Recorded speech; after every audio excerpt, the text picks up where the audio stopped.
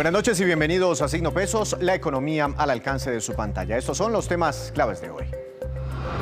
Crecimiento sostenible. La expansión del 8,5% en la economía colombiana durante el primer trimestre aumentó el optimismo. Sin embargo, no hay certeza de que ese ritmo se mantenga de ahora en adelante. Analizaremos el tema con Juan David Ballén, de la comisionista Casa de Bolsa. El fracaso de la tercera OPA. El Grupo Gilinski no logró su cometido de aumentar su participación accionaria dentro del Grupo Nutresa. ¿Por qué ocurrió este traspiés? ¿Vendrán nuevas ofertas? Analizaremos el tema con el experto Andrés Moreno Jaramillo.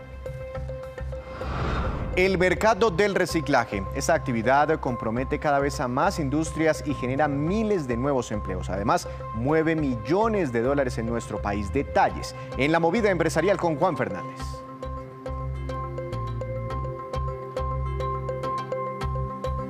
Comenzamos esta emisión hablando del crecimiento económico y del optimismo que generó el resultado del 8,5% del aumento del PIB durante el primer trimestre de este año, tal y como lo reveló ayer oficialmente el DANE. Sin embargo, ahora la pregunta se centra en si es sostenible ese ritmo de crecimiento para el resto de lo que queda en este 2022. Doctor Juan David Ballén, director de Análisis y Estrategia de la firma comisionista Casa de Bolsa. Buenas noches, gracias por acompañarnos.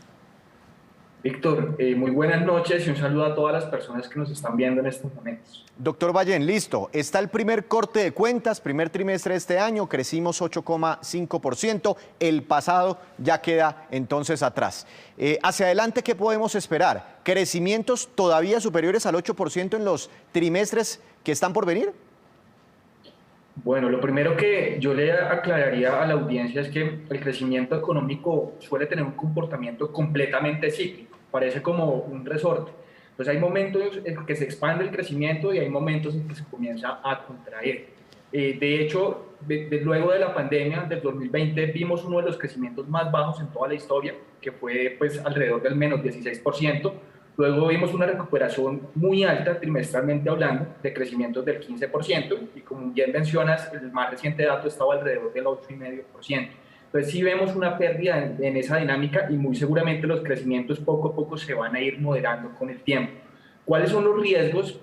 Hay tanto internos como externos. Por el lado de los riesgos internos tenemos el tema de la inflación. La inflación, como todos muy bien saben, ha venido subiendo, ahorita ya supera el 9% y es probable que siga subiendo, posiblemente a niveles del 10%, por lo que viene sucediendo con los precios de los alimentos y los precios de la energía a nivel global. El segundo punto también muy importante es el incremento de las tasas de interés que ha llevado a cabo el Banco de la República para controlar precisamente la inflación. Las tasas en plena pandemia estaban alrededor del 1 y ahorita estamos hablando que las tasas están al 6 y estimamos que puedan llegar a niveles del 8 y hay entidades que estiman que puedan llegar a niveles del 9%. Entonces, eso termina afectando también lo que es la colocación de crédito y la demanda interna. Y por último, en el lado interno también tenemos potencialmente una aversión al riesgo que genere pues toda la incertidumbre que hay alrededor de las elecciones presidenciales. Por el lado externo, hay dos específicamente. Tenemos pues, la probabilidad de que a nivel global se presente una recesión. En el caso de Estados Unidos, vienen normalizando su política monetaria, es decir, subiendo la tasa de interés y retirando estímulos. También tienen una inflación muy alta, eso los puede afectar de manera importante. China está confinada y en ese sentido pues, el crecimiento instantáneamente se ve reducido. Y por el lado de Europa, pues como están viviendo todos los choques alrededor de Ucrania, que ha generado también que el precio de la energía suba, que la inflación se eleve, termina influyendo en una expectativa de menor crecimiento. Entonces, por el lado externo también hay una alta probabilidad de que eso nos termine golpeando a nosotros.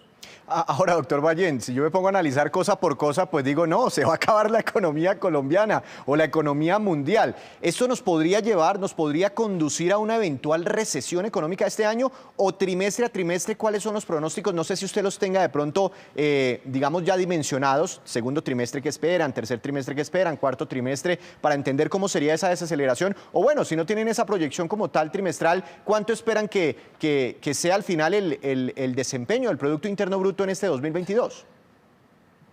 Bueno, haciendo unos cálculos de servilleta, el segundo trimestre del año todavía esperamos que el crecimiento sea positivo, posiblemente a 2 dígitos, alrededor del 10 o por encima del 10%. Teniendo en cuenta ese dato, el promedio del crecimiento en el primer semestre sería muy sobresaliente. Estaríamos hablando que estaría en promedio alrededor del 10%, precisamente. En ese sentido, y la expectativa hacia la segunda parte del año es un crecimiento mucho más bajo. Recordemos que la mayoría de entidades esperan que el crecimiento este año de Colombia se ubique alrededor del 5 al 6% más o menos, seguramente luego de las revisiones más recientes al alza. En ese sentido, para tener un crecimiento total del año del 6%, tendríamos que estar hablando que en el segundo semestre, en promedio, tengamos un crecimiento del 2 al 3%, que sin duda alguna pues es un crecimiento mucho más bajo del que presentamos en la primera parte del año. Claro, ahí se ve como esa desaceleración, pero de todas formas ustedes están esperando crecimiento positivo, ¿no?, en la economía. Ahora, doctor Ballén, de todas esas cosas que me comentó, ¿qué le preocupa más a usted? ¿La guerra en Ucrania, que la Reserva Federal de los Estados Unidos siga subiendo tasas, o que nuestro Banco de la República esté subiendo tasas, o que la inflación se siga desbordando, o no sé, el proceso electoral, o es una combinación de todo? Sí, realmente pues tenemos una combinación de varias variables que creo que pues, la probabilidad o riesgo han venido aumentando de manera negativa. Digamos que aunque internamente las cosas marchan muy bien, parte del crecimiento se explica porque estábamos consumiendo mucho. Por el lado externo sí vemos unas vulnerabilidades muy grandes y como mencionaba ahorita, pues si las principales economías del mundo se desaceleran y están en ese riesgo de que entren en una recesión, pues son nuestros principales socios comerciales y eso nos puede terminar afectando a nosotros. ¿Qué me preocupa en ese sentido también? Que normalmente lo que hace un país en momentos de desaceleración potencial de recesiones es tomar políticas monetarias o fiscales expansivas. Monetariamente hablando, es decir, bajar la tasa de interés. Podemos hacerlo porque la tasa ahorita se ha venido elevando. Por el lado fiscal, digamos que las cosas sí se dificultan un poco más porque pues, el déficit del gobierno está muy alto y también estamos muy endeudados. Entonces, esas son como las cosas que me preocupan en estos momentos si se llegan a dar esos escenarios que estamos planteando. Entiendo perfectamente, doctor Ballén. Nos explicaba anoche el ministro de Hacienda, el doctor José Manuel Restrepo, que gran parte de ese crecimiento económico del primer trimestre estuvo soportado, de un lado por la inversión, pero también por el gasto, por el consumo de los hogares colombianos. ¿Es previsible que los hogares, que las familias mantengan esa dinámica de consumo? Es decir, que puedan seguir saliendo a los restaurantes, a viajar, a hacer turismo, a consumir, a los eventos, a los conciertos, o qué puede pasar puntualmente con este indicador, con el consumo.